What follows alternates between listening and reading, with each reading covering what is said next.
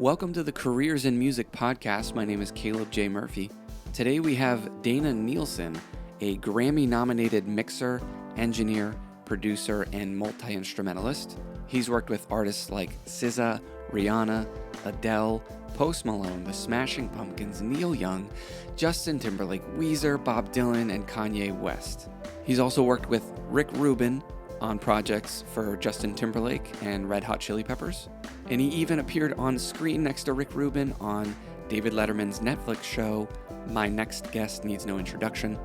Today we talk about what an audio engineer does, how you can get into audio engineering, and the effects of AI on audio engineering.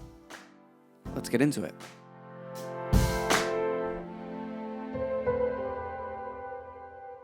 Like most people who come to it just from a love of music and if you've ever been not just like enamored with a song, but like kind of transfixed by the soundscape of it, whether you're like growing up listening in headphones or earbuds or stereo, your parents' stereo system or whatever.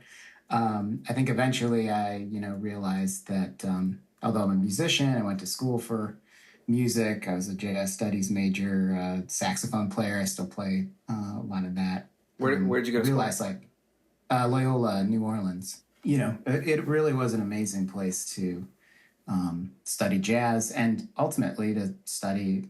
I did like electives for the jazz performance degree. I did like electronic music and recording techniques, like two semesters. It may have only been 2 semesters. Maybe it was right at the end of my time in school. And I just like totally fell in love with it and realized that I could still make music as a sax player or, songwriter or whatever. But my horizons really expanded at that point. Musically, I was able to, I found a life and ultimately a career in the recording studio as an engineer, producer, mixer. And I realized that like now I get to work on all these different styles of music, not just what a saxophone player would traditionally get to play on, like jazz or blues or funk or things like that. And especially at the time I was going to school, when I grew up in like the 80s, like saxophone was the shit, Yeah. It was on everything, you right. know? So there were lots of, pop music opportunities as a sax player. But by the time I was, it was like 2000, late 90s, et cetera. There really was not saxophone in much music. And so the studio and getting acclimated with the equipment and the role of an engineer and ultimately a producer as a sort of guide for other musicians and what they're making, be it a musical arranging producer type of guide or oftentimes when starting out a sonic guide, where you're understanding the music that they're making,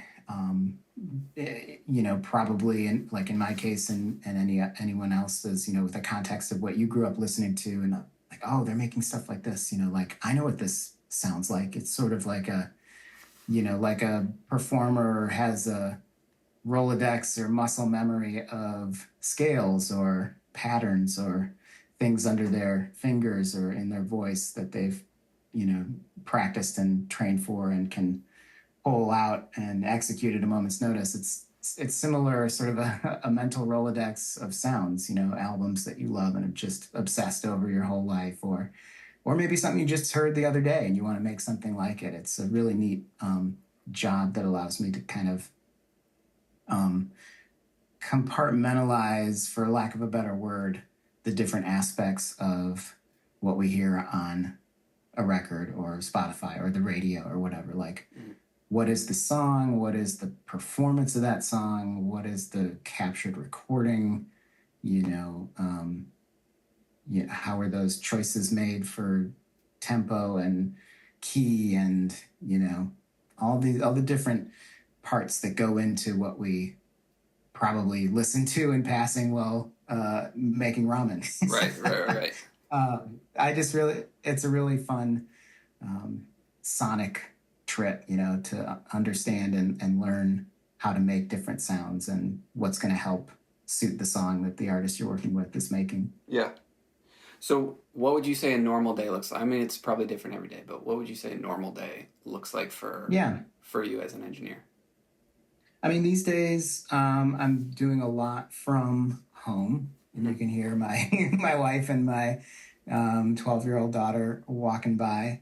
I'm fortunate to have a amazing studio at home, and I've always mixed. Like, if you were to look at my discography, like all of my mixing has always been done at home, which is a real treat to be able to work on, the highest level stuff, from honestly a bedroom studio. I mean, it's a big bedroom with a lot of very professional high end gear in it, but it is a bedroom, and I love that about it. Yeah. And my studio has evolved over the years from a corner of a literal bedroom where I'm sleeping in my like college and early apartment days to a small second bedroom, like a 5x5 carpeted, that was a studio I had in Santa Monica at our house that I mixed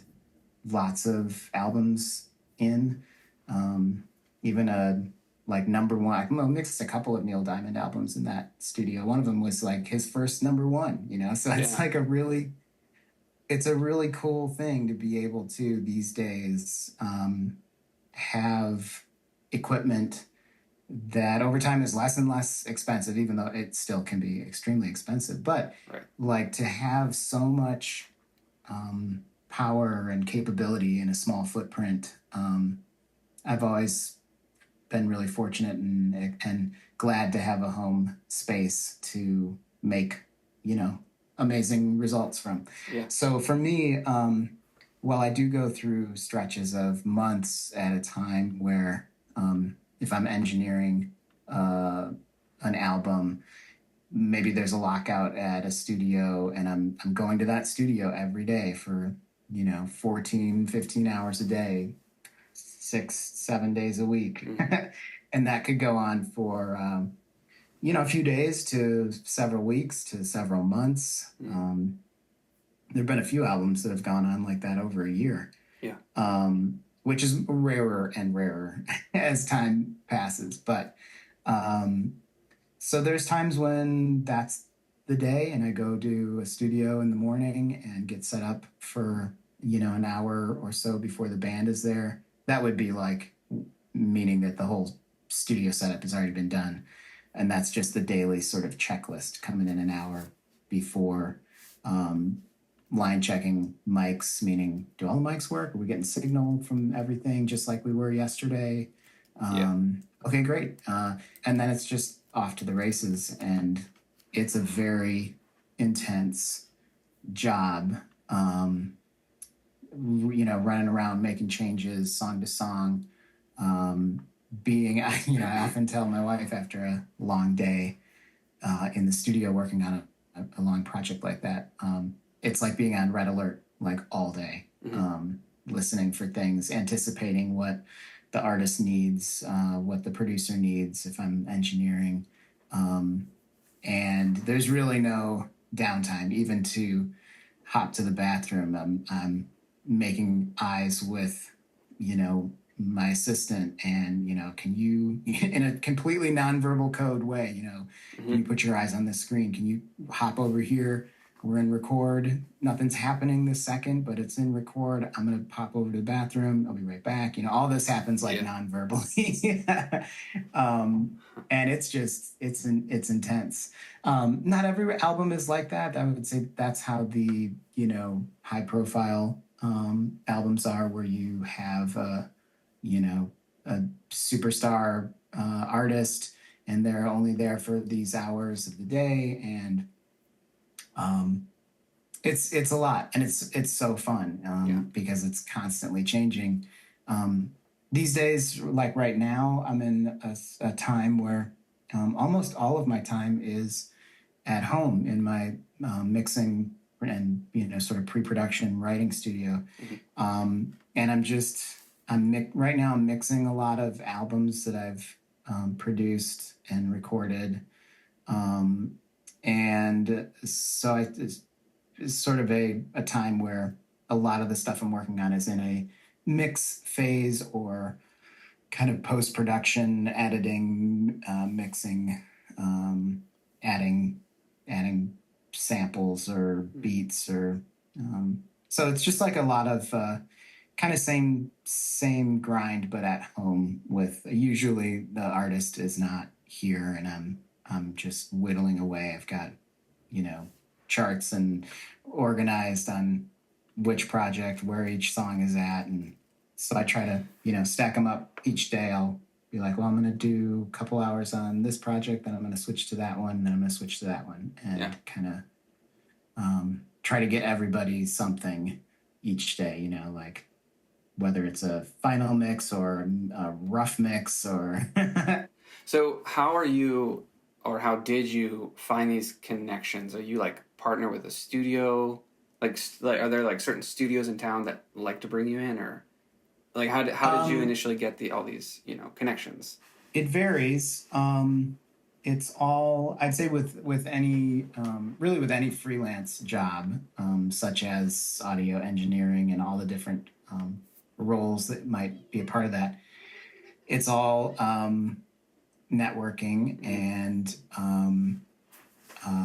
knowing what you're good at and comfortable with, and being available for people who are on the next level. Initially I met my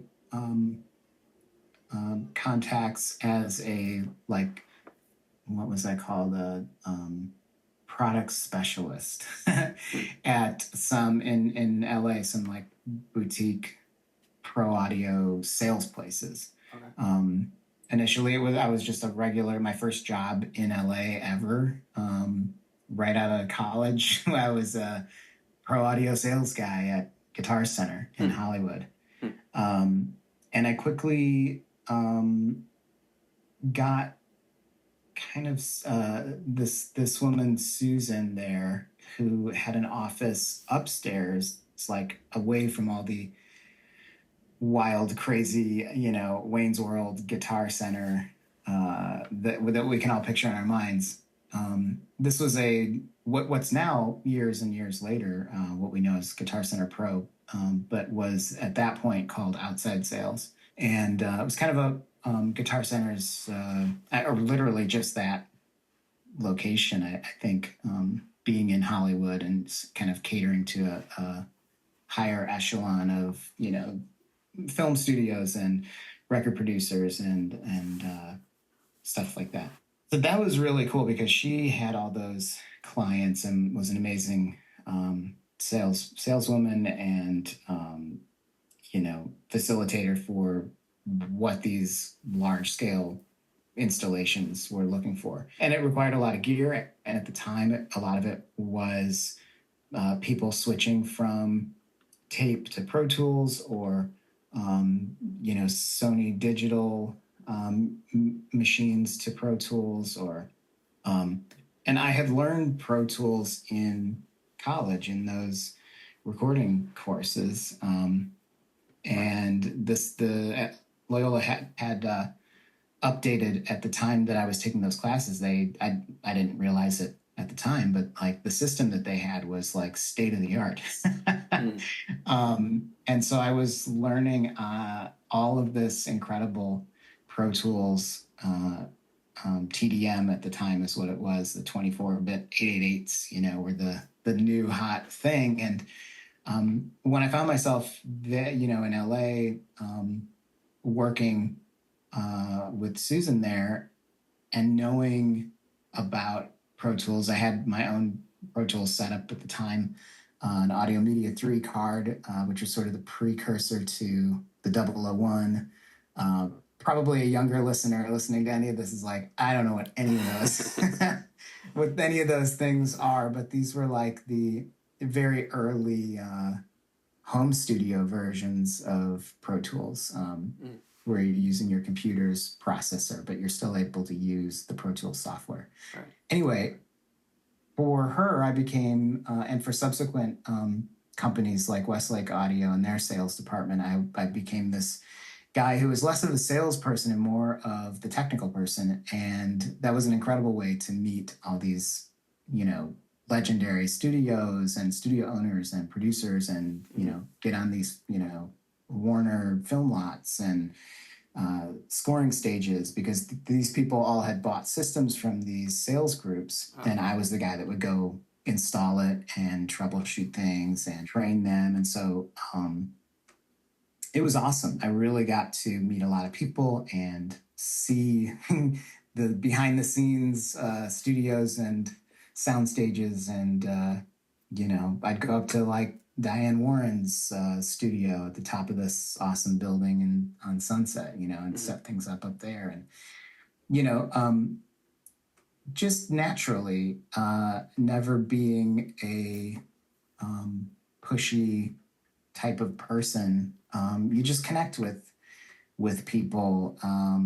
Maybe I wasn't like schmoozing it up with Diane Warren, but I remember for a while getting to know and hanging out with her young engineer, and like legitimately as friends, and making connections with some of the old school producers, engineers who were begrudgingly moving to Pro Tools, and being the friendly face that's like, no, I gotcha. Like, I'll show you how this works. It's really cool. You're going to love it, And over time, just keeping up with a small handful of those people who, with whom I really made the strongest connections, it would start to come back around, and it's important to, at least for me, it's been really helpful and important to know how to help people, connect with people, and know when to offer your services, and your, just like gently, in the nicest way, maybe there've been times I overhear conversations, hey, can you hang on, Dana? I got to take this call, oh, I can't do, my assistant's busy. I don't know who I can get to, tune this song or edit these drums, maybe we should call so-and-so. All right, I'll talk to you later, and those are the moments where I'll be like, hey, I don't mean to be nosy, and you do whatever I'm sure you have a long list of people who are qualified and awesome, but I know how to do that stuff, and I would love to take a crack at it for you if you ever, you know where to find me, and I would really love that, And a lot of times people will be like surprised by that, like, oh, really? That's okay. That's cool. Yeah. I'll keep that in mind. And oftentimes, like a lot of the great opportunities I've had by doing that, they're usually like, it's usually a no at first, or sort of a skeptical eyebrow raise. and then maybe a day or two or a week later, those things will come around and be like, did you really think you could do this? Oh, yeah. Heck yeah, man. Like, for sure. Please. Yeah. That's good advice. I mean, I think that's good advice for beginners, like rare, like networking. You think that still is applicable nowadays? Like, just it's everything. Yeah. Yeah. I mean, I guess in person, it takes being, I had of course, advantage of like meeting people face to face, at least initially. I could imagine that might be difficult to do if you're not in a music city, to be like, I'm sure there's some local version of it almost anywhere. If maybe your local recording studio or someone's got at the the local bands on lock with their snazzy studio or even home studio. But I guess I'm just mentioning that like it probably is easier when you're around folks in person, or where they're booking you to help them with a specific technical need. I mean, that's really how I found my way. It was being a technical helper, somebody that these folks could rely on, and would call me outside of the scope of their initial purchase, which is how they met me. And, I'd exchange numbers with some folks. So like, can I get your, like, what if I have trouble with this? Yeah, just call me. Here's my cell, Yeah. And then, so it was a lot of that, like helping people technically as a training person on gear that they had bought or I'd installed. Right. And then those are the relationships that would build, because they'd call me in a jam and maybe they're frustrated or nervous or worried about a session and they're stuck. And, if I can be that helping hand that's friendly and gets them out of a jam, like, yeah, I'm their hero at that point. Right. And then it's just a matter of like being their happy hero whenever they need it, and reminding them from time to time that like, hey, my real passion is like doing what you do. Like, I really want to do what you're doing. So if you ever need somebody like me, I'm here, Yeah. And those little check-in reminders, only when feeling appropriate. I'm always doing that stuff, and it's always been the way to get work.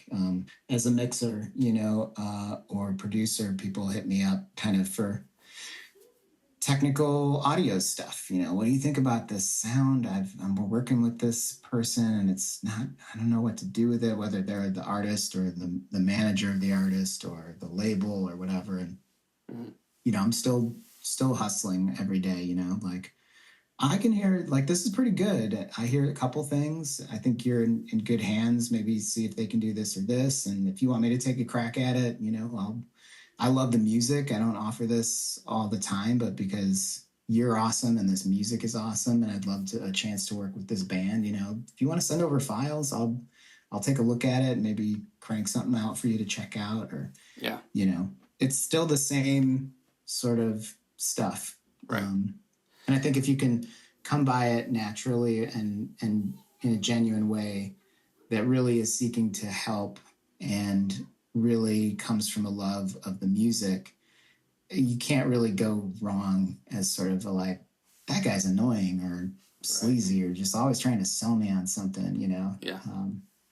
It's I love what I do, and I love music, and I get excited about cool music and nice people, and so far it's worked out. Yeah. Which is a lot of fun. Yeah. I did want to ask you sort of on that, in that vein, if someone is trying to get into becoming an engineer, recording, mixing engineer, and they're, they're brand new, like how would you suggest they get started if they're trying to make this a career? Yeah.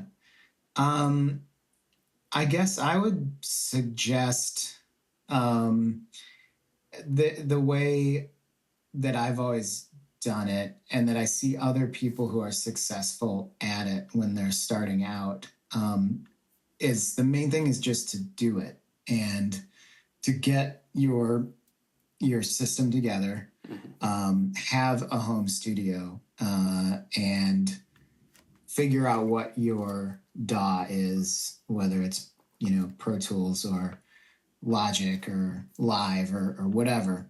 I will say this about DAWs, a little side note. If you're wanting to be a freelance engineer, mixer, somebody who works on the sound of things for other people's music, then I would highly suggest Pro Tools, because it's what pretty much all the recording studios use, and what all the mixers and like that I know use. I stopped short of saying producers, because a lot of producers who are actually also songwriters. Like when you're making music, when you're kind of the producer, can mean a couple of different things in different camps. Right. If you're the type of producer who's like a beat maker and a songwriter, then you kind of you can use whatever DAW you want. because you're finding the tools that are for you, that help you create music. So just that little caveat about DAWs that people always ask, I like to say, like, I work in Pro Tools. I do also love, Ableton Live, and I work a lot in Machine making beats, and I make a lot of music in different DAWs. But when it comes to like being a for hire engineer, mixer, Pro Tools is still really where it's at. So I would suggest, like, if that's your bag, that's your dream. There's even like a pro on the Avid site you can get. I forget what they call it these days, but like Pro Tools First or Pro Tools. Yeah, the free version. Yeah. Just get the free version and start recording things. There's so many like affordable mics these days and interfaces. I just put a quote together for a client, a really young, amazing budding singer, songwriter, dancer, who's like just getting started. I think she's like 10 or something like that. Yeah. And so it was like $700, and it's like, it didn't include the computer, but it was like everything else, like a interface and a condenser mic, and like, so, well, I know that's still a lot of money. It's still, what I'm saying is, like, for any level, like, you can get a foot in the door. So get your computer, your DAW, free Pro Tools, some sort of interface, and just start recording stuff, whether it's yourself or friends. Or, when I started out, I had an ad in Music Connection every week, and which is like I still get it. I still get the magazine, and so I was in the back of that magazine. I had my little ad with my smiling face, and I'd got lots of interesting clients, and they'd come by my house. And that we rented for a long time, and I had a bedroom studio in that house too, and I would record and mix people. Had the closet, RLX treated foam covered closet for the vocal booth, and just do it. Like, be doing it because you love it, and that will be the best way to get started. Obviously, it takes a while to make that, turn that into a career, but even on that like indie artist, local artist, Music Connection level, like, if you make a name for yourself and are advertising, these days it would probably be like building a Instagram or TikTok following, that is, there's so much you can do more remotely now. So just be doing it. And then in terms of your own like education, there's so many online courses, online schools to learn. And then the traditional route would be getting in at a studio. I didn't really do this trajectory myself, but it is a tried and true way that a lot of people will try to get a job at a studio. Hey, just going to interrupt real quick to say that if you want to learn how to start your career in the music industry with guidance from experts who are doing what you want to do, make sure you check out careersinmusic.com. Okay, back to the conversation. You can do all of this, and whether it's you're an artist who is trying to do it all for cost reasons or for the love of it and curiosity, or if you're a engineer who wants to be able to do this stuff from home. I'm kind of a perfect example of, like, you can definitely do all this stuff from home. It does take some extra space if you want to record lots of live musicians at one time. I don't have that type of capability in my studio currently. I definitely can record lots of vocals and acoustic instruments and DI guitars, and I've done guitar amps and stuff, but I don't have like really a way to record drums and like a whole band or whatever. So anyway, like, in general, I think that it's a great thing. that the technology continues to become more and more accessible price-wise for people who are interested in doing that. I think it definitely makes it harder to stand out as a freelance audio engineer because more and more people do have these skills. But I think that there will always be a level of artist who doesn't want to do that themselves, isn't interested in doing that, and wants the best people possible handling all aspects of their journey, whether it's an assistant at their studio who is also a good engineer, editor, someone who can comp their vocals and tune things up and align drums. And that's a great way to get, man, if you can get, ultimately that's what people who are working the studio ladder are trying to do as well. If you can get a placement with a producer or other busy mixer engineer helping them on all of their projects, that's amazing, because you'll be learning how they do what they do, and you'll be getting hands-on, even if it's in a kind of ghost capacity for a while, like if you're some awesome songwriter's engineer at their home studio. Maybe you'll get some album credits. You should, if you're doing like the recording on those things.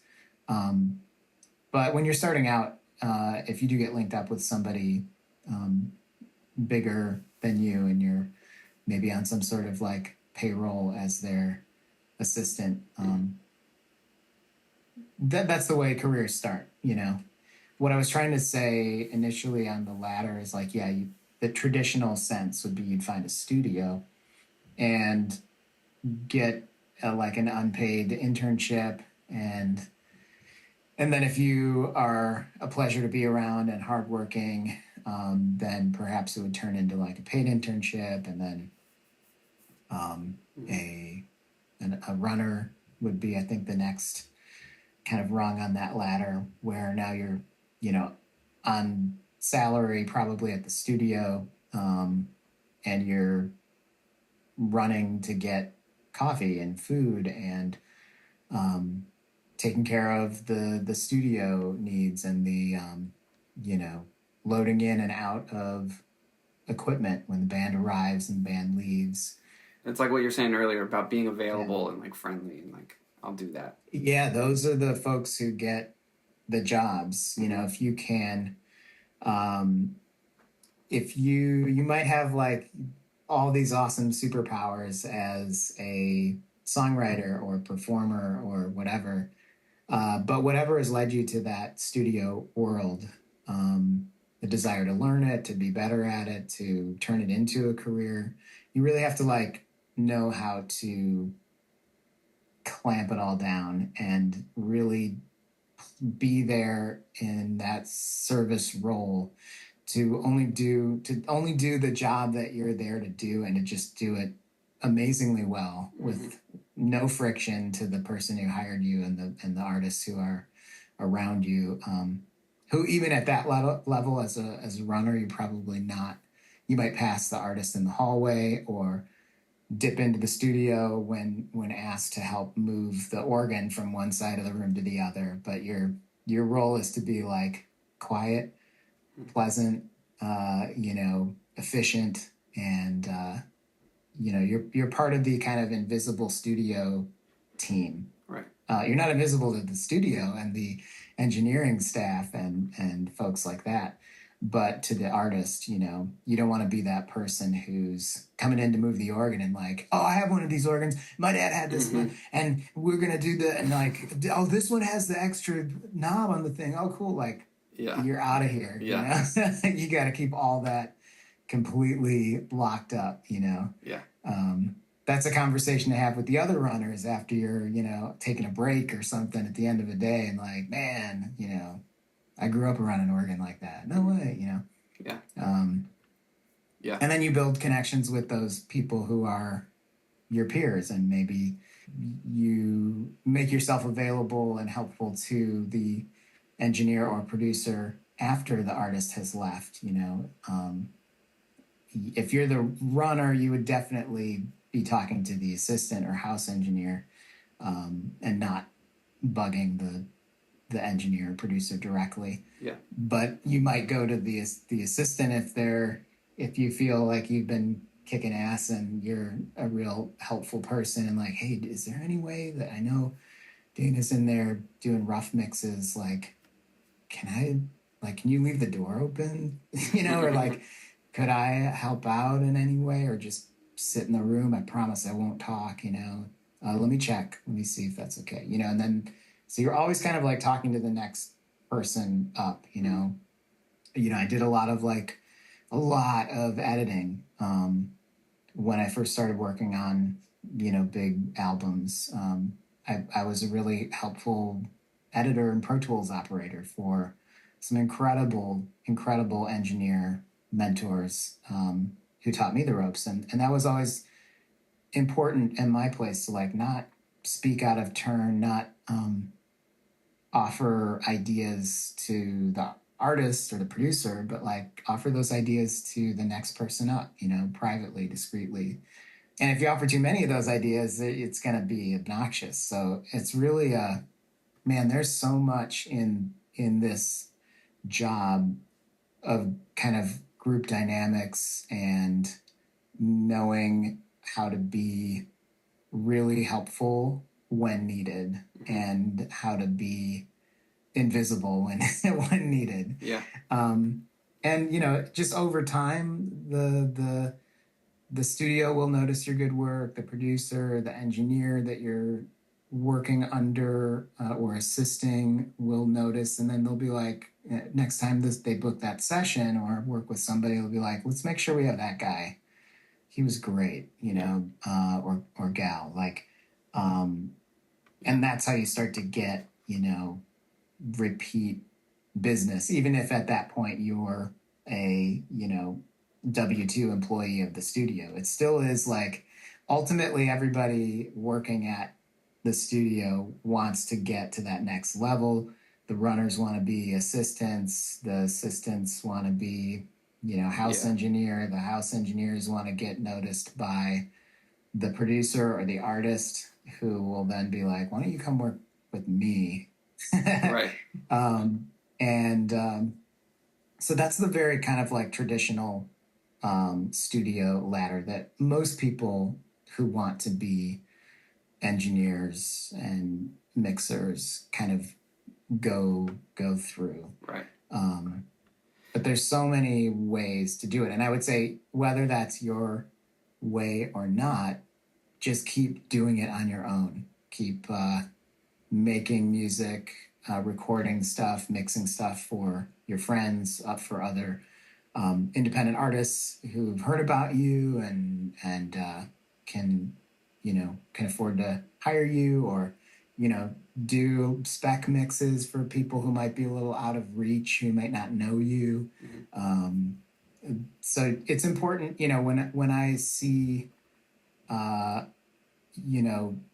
excellent people coming up through the ranks, who were the runner and now they're the assistant. That's cool. Maybe we're having a conversation when I'm doing rough mixes at the end of the night or something, like, what's your story? What do you got going on? Do you have a studio? What are you doing? And it's always surprising to me. It's rare, maybe not so rare, 50-50, maybe, those who are like, I don't really have any, I don't have a setup or anything like that. I'm always like, well, what are you doing? Like, how can you not, that's so crucial to keep your skills sharp. And it also just shows that you can't help it, like, it's kind of the same,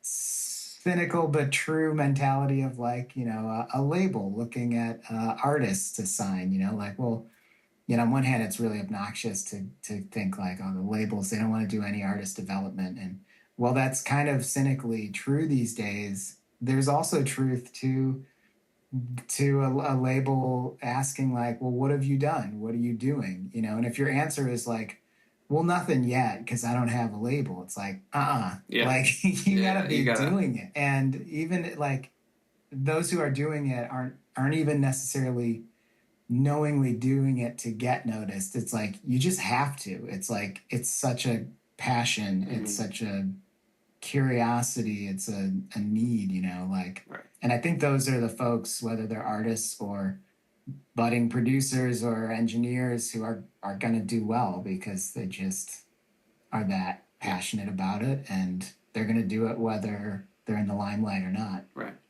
So speaking of like the future of engineering, I want to hear about your thoughts on AI when it comes to recording, mixing, mastering, and kind of where you see that going, how that might affect engineers. I'm not sure about recording. I don't put anything outside of the scope of possibility these days, Yeah. Pretty soon we'll just be saying to, Chat GPT, like, I want a band that does this, and, or Suno, or what, any of these places, I think that my current feeling on it is that they're amazing and sometimes scarily good if we're talking about like, AI mastering or some of the algorithms built into, some of the isotope stuff. I mean, man, even the music rebalance in RX, Yeah. isotope RX or whatever, just like the fact that stuff is possible and sounds, not perfect, but like pretty darn close. And even when if I have to make some sort of like, instrumental from a full mix and there's still a little bit of vocal here or there left or whatever, I'll just open like the spectral editor and like touch up little bits in the spectral. It's crazy that we can look at music and have these tools to so a lot of it I find very helpful for me in certain situations. And I've been impressed by different like AI mastering types of things that I've tried out here and there. And I have no doubt that stuff will get better and better and more options, and that it'll apply to mixing and all that stuff. I think that at the moment, it seems like while those results are impressive and valid and cool and interesting, the ability to really fine tune things, of course, you're limited. It's a set of prompts or algorithms or whatnot. So I think at that point is where artists who have the funds to work with somebody directly in a more, tailor-made, however you want it, well, we got your back. That's where an individual human being who's, studied their whole life, not just on the technology, but the methods of addressing different client concerns and working with real human beings to figure out what they're after, whether they have engineer speak language to describe what they're hearing, or maybe there's a bit of interpersonal, nuance that you're like, I know when somebody asks me that they want this, if I do this other thing in addition, it's really what they are after, Now, I was gonna say, I don't know if you agree with this, but it's kind of like trying to get what's in the artist's head into the mix, and they don't always have the words to do that. So that's part of like the human mixing engineer's job, is to like be an interpreter. Yeah, and on the recording side as well, very much, and in mastering too, all those things. We're all like talking about music. It's hard to do sometimes. I mean, that's kind of what I feel this. I've never articulated it like this, but that's sort of what I think about music theory. It's like, do you need to know music theory to make music? absolutely not. Theory, I feel like is I love it. It's an amazing language, basically. I feel like theory is a way to accurately speak about music with other people who know theories. Yeah, right.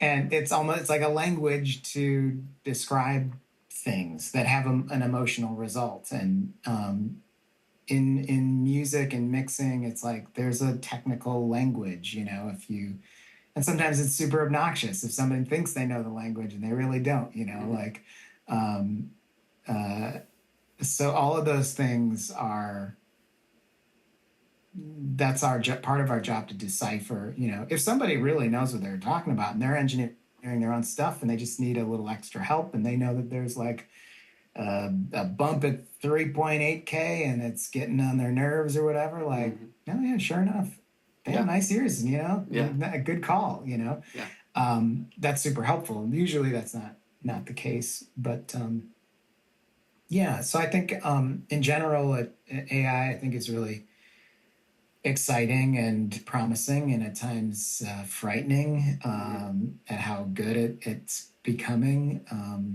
And I hope, for my sake, it will, never offer the same level of customization and care,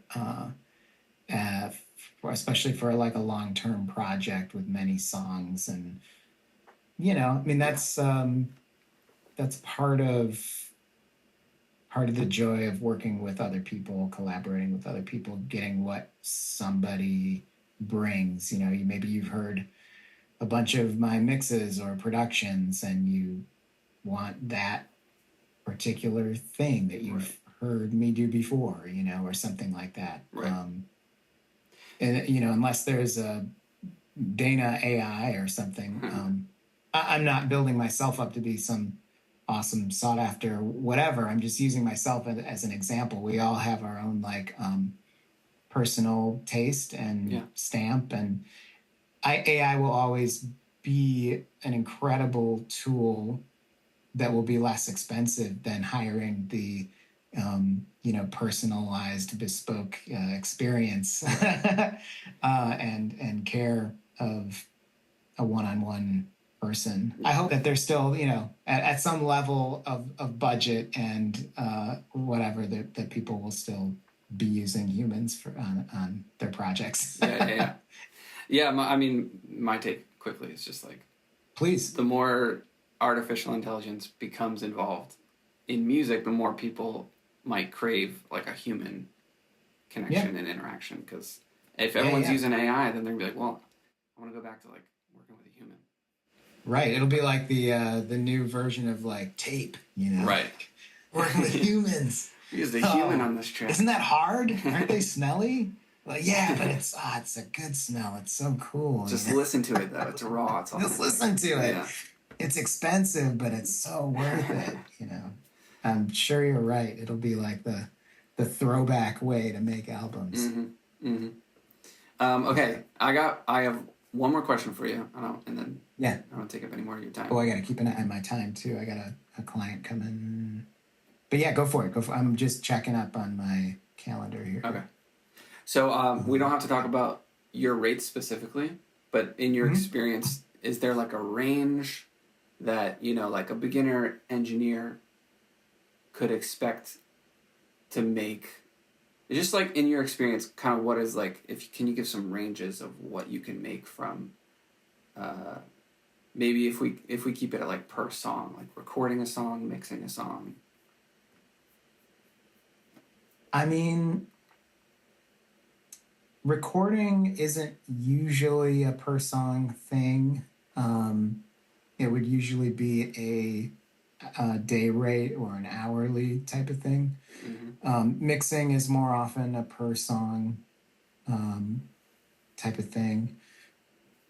And producing might be encompassing recording and mixing, depending on, that would be more of a per song type of thing as well. Starting out, I mean, maybe if you're editing or record, I mean, it all varies with whoever's, like all freelance things. It's like, well, this is my normal thing I like to get. What do you have? Right. So there's a lot of range in these things, and it's to your discretion as well. Maybe the artist is a friend. Maybe they're not a friend, but their music is awesome, and you really want to help them out and work on it because you really believe in it. But I guess in general, like, if you're working on engineering or editing, I don't know, I'm taking a guess at like 30-50 bucks an hour, right. Up to $100 an hour or something like that, if you're like or more, yeah, or if you have like tips for deciding how much to charge. That's a better way to ask it. I think usually it could be what you were getting paid at a studio to do this, or a lot of it will be based on in a sort of supply and demand way. Like, well, what have you gotten paid in the past? If it's your first time ever, somebody wants you to record something, it's always a conversation with that person. Like, how many songs do you have? Right. Okay, you've got 8. These 4 are awesome. Why don't we start with these 4? I'm going to give you a deal. We can record it at my place. I'll roll that in. What do you think about, we're going to do a song a day. So that's 4 days. What do you think you have for that? Can we get, let's say, I don't know, $1,000 or something like that. I'll give you like $250 a day all in. After those 4 days, we got to like reassess if it's going to be, a bunch more work, or if we're done, like we're done, Yeah. I don't know if I can afford that. All right, well, I don't want to go through all this for less than $800, and I know you're my friend.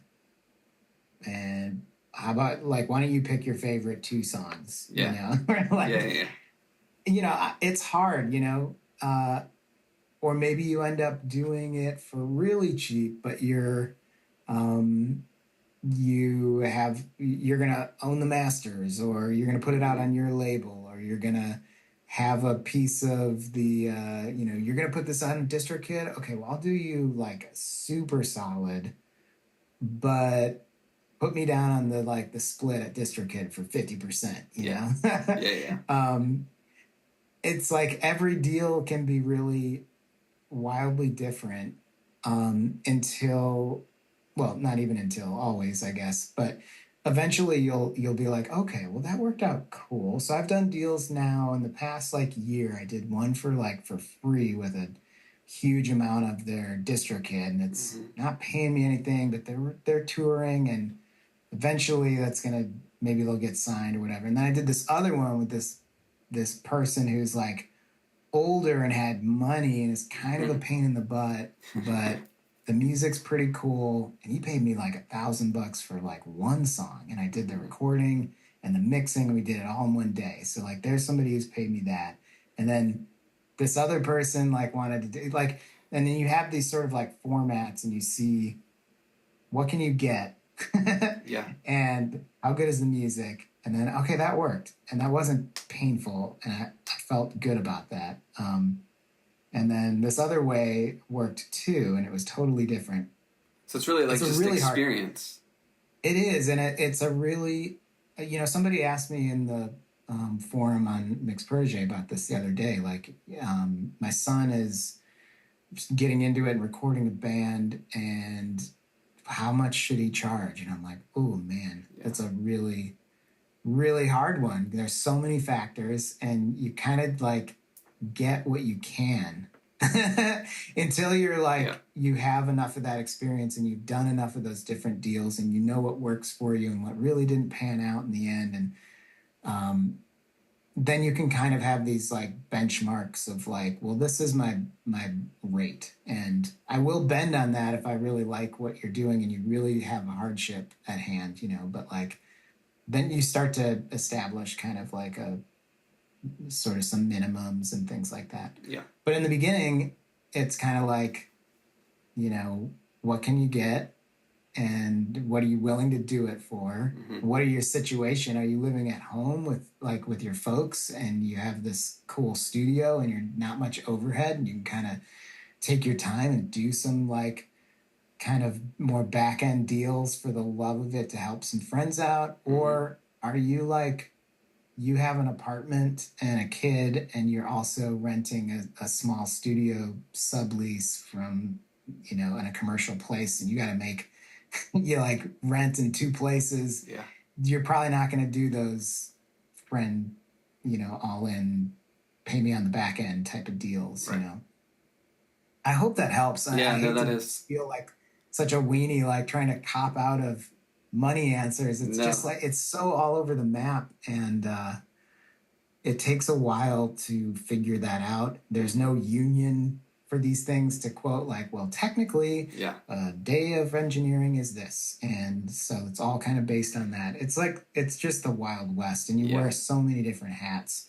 You might be aiming to be a recording engineer and mixer, but day to day, you're also picking up gigs, tuning vocals, and arranging strings, and somebody wants me to sing on this commercial, or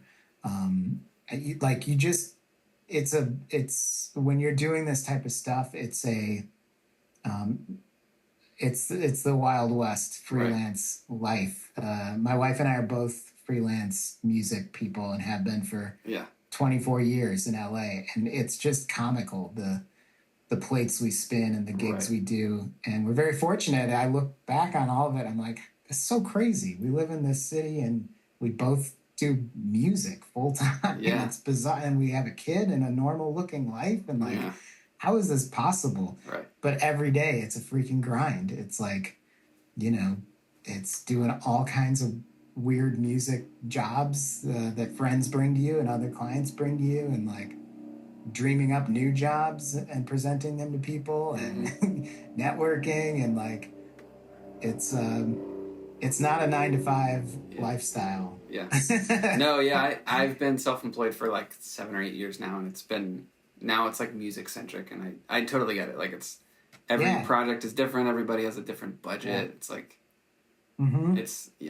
so I get it. Yeah. And you end up just kind of like feeling each of them out, and really having to make a bit of a judgment, as difficult as it can be, because these are people and it's their music. And unfortunately, there's plenty of situations where, just based on your situation in life and how your workflow is and what your overhead is, like, I can't do that one. Yeah. I know. I wish I could. Yeah. You're a cool person and your music is cool, but it's just not going to work financially, because I'm going to put 100% of myself into this, so I can't turn it off. And so I know the toll. I know how many hours, how many hours it's going to take me. I keep track of all that stuff. I'm very meticulous for my own education and my own kind of cross-check. Like, when is a job getting too crazy? Like, I had a client up the other day on a mix, and, they're paying me well. But I'm like, hey, just kind of checking in here.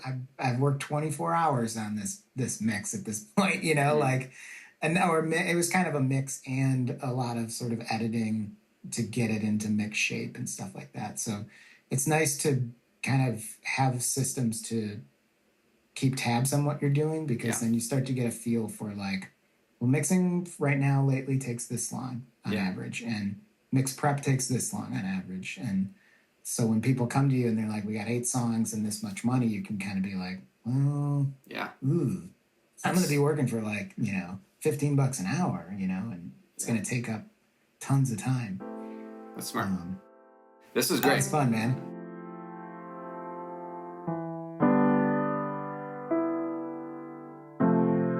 This is another song that I learned